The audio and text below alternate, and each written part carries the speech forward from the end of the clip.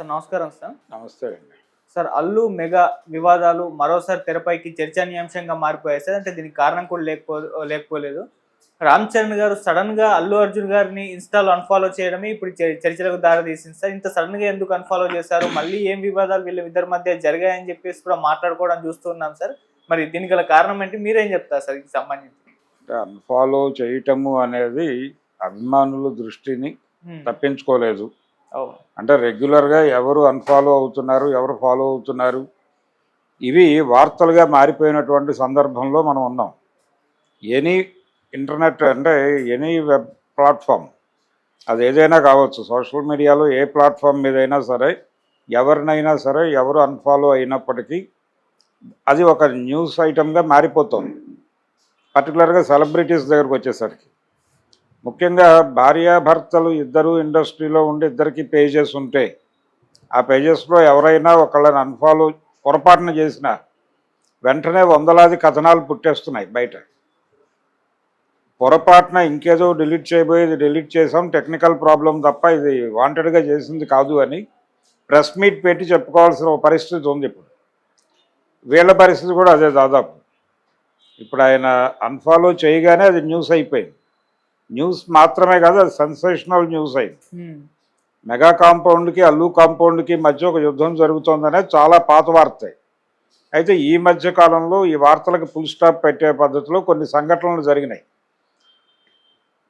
Allu Arjun arrest అవటము, arrest అయిన సందర్భంగా చిరంజీవి గారు వారి ఇంటికి వెళ్ళటము, ఆ తర్వాత వీరు రిలీజ్ అయిన తర్వాత చిరంజీవి గారి ఇంటికి వెళ్ళి భోజనం చేయటం, నాగబాబు గారి ఇంటికి వెళ్ళి ఆయన పరామర్శించి ఇంటికి వెళ్ళటం, అంటే ఆయనకు తను కనిపించి తన పరిస్థితి వివరించి ఇంటికి వెళ్ళటం, ఇవన్నీ చూసాం. అలాగే చిరంజీవి గారి సతీమణి ఇంటికి వెళ్ళి అల్లు అర్జున్ని పరామర్శించి రావడం కూడా వీడియో చూసాం మనం. కాబట్టి కొంత సమస్యపోయిన ఈ వివాదాలు అనేటువంటి పరిస్థితి అనిపించింది.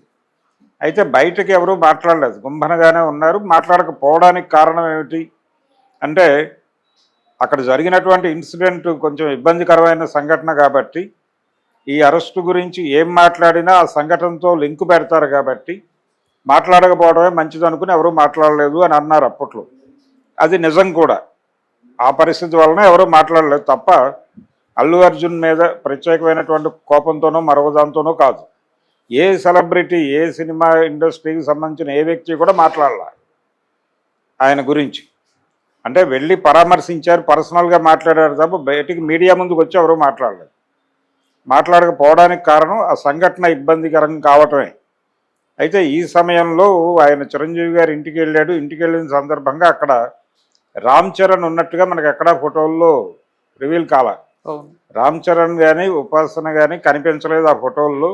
అసలు ఆయన ఊళ్ళో లేడు, వాంటెడ్గానే అవాయిడ్ చేశాడు, ఇతని రాకని వాంటెడ్గా అవాయిడ్ చేశాడు అనేది ఆ రోజున వినిపించిన మాట. ఆ తర్వాత కూడా రామ్ చరణ్ ఎక్కడా కూడా ఈ సంఘటన గురించి ప్రస్తావించడం కానీ మరొకటి కానీ ఏమీ జరగలేదు. చిరంజీవి గారు మాత్రం లైలా ఫంక్షన్లో మాట్లాడుతూ పుష్ప 2 పెద్ద హిట్టు అనేది అక్నాలెడ్జ్ చేశాడు. ఆ అక్నాలెడ్జ్మెంటే తప్ప అంటే చిరంజీవి గారి వైపు నుంచి వాంటెడ్గానే చేశాడేమో అది అనిపిస్తుంది. ఎందుకంటే అల్లు అరవింద్ ఆయన తన సినిమా వేడుకలో, తండేలు వేడుకలో భాగంగా దిల్ రాజు గారి గురించి మాట్లాడుతూ ఒక మాట అన్నాడు. అంటే ఒక హిట్టు ఒక ఫ్లాపు దక్కినాయి ఈసారి సంక్రాంతికి ఈయనకి. అది వాంటెడ్గానే గేమ్ చేంజర్ గురించి మాట్లాడాడని ట్రోల్ చేయటం మొదలుపెట్టారు. ఈ గేమ్ చేంజర్ గురించి ఆయన మాట్లాడటంతో పాటు దాని ఎక్స్టెన్షన్లోకి వెళ్ళి చిరుత సినిమా సరైనటువంటి ఆశించిన విజయం సాధించకపోవడంతో మేము మగధీర తీసి ఒక విజయాన్ని ఇచ్చాం అతనికి, రామ్ చరణ్కి అన్న ధోరణిలో ఆయన మాట్లాడింది కూడా కాంట్రవర్సీ అయింది.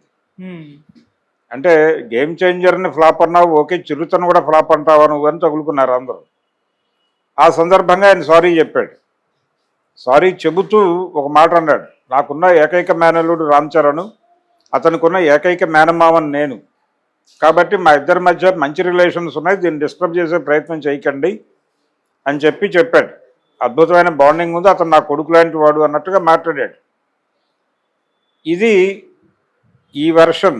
అంటే ఆయన మాట్లాడింది చూసినా కానీ ఇదేదో సమస్యపోయింది అన్నట్టుగా అనిపించింది. కానీ ఆయన ఎక్కడా కూడా తన ప్రకటనని విస్తరించలేదు. విస్తరించటం అంటే మీడియా ప్రతినిధులు అడిగారు, ఏమండి మీరు మర్నాడు చిరుత గురించి కూడా మాట్లాడారు కదా, దాని గురించి కూడా క్లారిటీ ఇవ్వండి. ఎందుకులేండి నేను చెప్పేశాను కదా అని దాటేసుకుంటూ వెళ్ళిపోయాడు ఆయన. అంటే మనస్ఫూర్తిగాను అలాగే తను చెప్పాలని మనసులో బాధ కలిగి చెప్పినట్టుగా కూడా అది అనిపించలేదు. ఆ ప్రకటన ఏదో మొక్కుబడి ప్రకటనలాగా అనిపించింది. ఇంకొంచెం అగ్రెసివ్గా అసలు మేము కాదు, మేమందరం ఒక ఫ్యామిలీ, మీరెవరు మా మధ్య గ్యాప్లు ఉన్నాయని మాట్లాడటానికి. చిరంజీవి గారి అభిమానుల్ని ఆర్గనైజ్ చేసింది నేనే, చిరంజీవి గారి అభిమానులకు అండాదండా నేనే, మెగా ఫ్యాన్స్ అంటే నేను మెగా ఫ్యాన్నే. ఈ టైప్లో అగ్రెసివ్గా మాట్లాడి ఉంటే మీ విషయం సమసిపోయేది. కానీ అలా మాట్లాడటానికి ప్రిపేర్ కాలేదు వీడు. అలా మాట్లాడే ప్రయత్నం అరవింద్ గారు చేయలే, చాలా ప్యాసివ్గా మాట్లాడుకుంటూ వెళ్ళిపోయాడు ఆయన. దీనివలన ఇదేదో మసిపూసి మారేడికాయ చేయడానికి ప్రయత్నం చేస్తున్నాడు. కానీ ఈయన మనసు లోపల నుంచి వచ్చినటువంటి అభిప్రాయంలా కనిపించడం లేదు అనే వ్యాఖ్యలు వినిపించినాయి. దీనికి కౌంటర్గా చిరంజీవి గారు, అరవింద్ గారు మీరు అలా మాట్లాడారు కానీ మా అబ్బాయి సినిమా గురించి, నేను మీ అబ్బాయి సినిమా గురించి చాలా పాజిటివ్గా మాట్లాడతాను చూడండి అని మాట్లాడినట్టుగా అనిపించింది. ఏది పుష్ప 2 సూపర్ హిట్ అని ఆయన చెప్పడం. ఇది ఒక కంపారిజన్, అభిమానుల మధ్య ఘర్షణాత్మక వైఖరి ఉంది అనటానికి. అలా వీళ్ళు ఏదైనా మాట్లాడితే వాళ్ళు ట్రోల్ చేయటం, వాళ్ళు ఏదైనా అంటే వీళ్ళు ట్రోల్ చేయటం జరుగుతూ వస్తుంది. ఇది ఒక ట్రెడిషన్గా మారిపోయింది. ఈ మారిపోయినటువంటి సందర్భంలో ఇప్పుడు ఇతన్ని అన్ఫాలో చేయటం, ఇది వాంటెడ్గా పుష్ప 2 తర్వాత, పుష్ప 2 హిట్ అవ్వటము, ఈయన గేమ్ చేంజర్ డిజాస్టర్ అవడంతో పాటు సుకుమార్ మీద రామ్ చరణ్తో సినిమా అనౌన్స్ చేశాడు అతను. సుకుమార్ ఈ అనౌన్స్మెంట్ వచ్చిన టైంలో అతను బుచ్చిబాబు సినిమా కమిట్ అయి ఉన్నాడు. సో అది అయిన తర్వాత ఈ సినిమా మొదలవుతుంది. ఈ లోపల ప్రీ రిలీజ్ అంటే ఒక రకంగా ప్రీ ప్రొడక్షన్ వ్యవహారాలు ఏవో చూసుకోవడానికి ఆయన టైం తీసుకుంటాడని అనుకున్నారు అందరూ. కానీ ఇప్పుడు వినిపిస్తున్న మాట ఏంటంటే ఈ ప్రీ ప్రొడక్షన్ పనులు ఇవన్నీ పక్కన పెట్టేసి అర్జెంటుగా పుష్ప 3 పట్టాలకు ఎక్కించండి అనే అరవింద్ వైపు నుంచి, అల్లు అర్జున్ వైపు నుంచి ఒక ప్రెజర్ వస్తుంది సుకుమార్కి అనే మాట వినిపిస్తోంది. ఇందులో వాస్తవం ఎంత ఉంది అనేది పక్కన పెట్టేస్తే ఇది స్పెక్యులేషన్ అవుతోంది, ఇది ప్రచారంలో ఉన్న వార్తే. కాబట్టి వాంటెడ్గా ఇతనికి సుకుమార్తో సినిమా చేసే అవకాశం మిస్ చేయడం కోసం, లేకపోతే డిలే చేయడం కోసం, డ్రాగ్ చేయడం కోసం వాంటెడ్గా ఈ పుష్ప 3 ప్రాజెక్టును పట్టుకొచ్చి పెడుతున్నారు అని వాళ్ళ అభిమానులు అభిప్రాయపడుతున్నట్టుగా మధ్యలో కొన్ని ఇటు అటు కూడా కామెంట్స్ వేసుకుంటున్నారు. వాళ్ళు ఒకళ్ళ మీద ఒకళ్ళు కౌంటర్లు వేసుకుంటున్నారు. మీరెంత అన్న లెవెల్లో మెగా అభిమానులు, అలాగే అల్లు అభిమానులు, అల్లు ఆర్మీ, వీళ్ళిద్దరూ కూడా సోషల్ మీడియా వేదికగా తలపడుతున్నారు. ఇది ఒక పరిస్థితి. ఈ కండిషన్లో ఈయన అన్ఫాలో చేయటం, శిరీష్ని ఫాలో అవుతున్నాడు. ఈయన శిరీష్ని ఫాలో అవుతూ అల్లు అర్జున్ని వాంటెడ్గా అన్ఫాలో చేయటం. దీన్ని ఎలా చూడాలి అంటే ఖచ్చితంగా వాళ్ళ మధ్య ఏదో ఒక రిఫ్ట్ అయితే ఉంది. ఎందుకంటే ఈయన అరెస్ట్ అయినప్పుడు ఆయన ఏం మాట్లాడలేదు, ఆ తొక్కిసలాడు గురించి ఆయన ఏం మాట్లాడలేదు. వీరు వారి ఇంటికి వెళ్ళినప్పుడు కూడా వారు కలిసినట్టుగా ఎక్కడ, అంటే ఈయన సతీ సమేతంగా వెళ్ళాడు అక్కడికి. సతీ సమేతంగా వెళ్ళినప్పుడు వాళ్ళు కూడా సకుటుంబ సపరివార సమేతంగా ఆహ్వానించాలని అనుకున్నారు, కానీ ఎక్కడ వాతావరణం కనిపించాల. ఇతను వెళ్ళి తన గురించి ఏదో కాసేపు చిరంజీవి గారితోనూ వాళ్ళ మేనత్తతోనూ మాట్లాడుకొని భోజనం చేసి వచ్చేసినట్టుగా కనిపించింది తప్ప వాళ్ళ పిల్లలతో ఇన్వాల్వ్ అయి మాట్లాడుకున్నట్టుగా ఎక్కడ ఫోటోలు లేవు. కాబట్టి అరవింద్ గారి సంస్కృతి లేకపోతే ఆయన సాంప్రదాయం అది అని చెప్పడం కోసం వాంటెడ్గా చిరంజీవి గారు పుష్ప 2 పెద్ద హిట్టు అని చెప్పాడా అనేటువంటి ఒక సందేహం ఉంది చాలామంది. అంటే నువ్వు మా సినిమాల గురించి బ్యాడ్గా మాట్లాడినప్పటికీ నేను మీ సినిమాల గురించి పాజిటివ్గా మాట్లాడుతున్నాను చూడు అని అరవింద్ గారికి హింట్ ఇవ్వడం కోసమే ఈయన వాంటెడ్గా పుష్ప 2 ప్రస్తావించాడా ఆ సభలో అనేది ఒక డౌట్ చాలామందికి.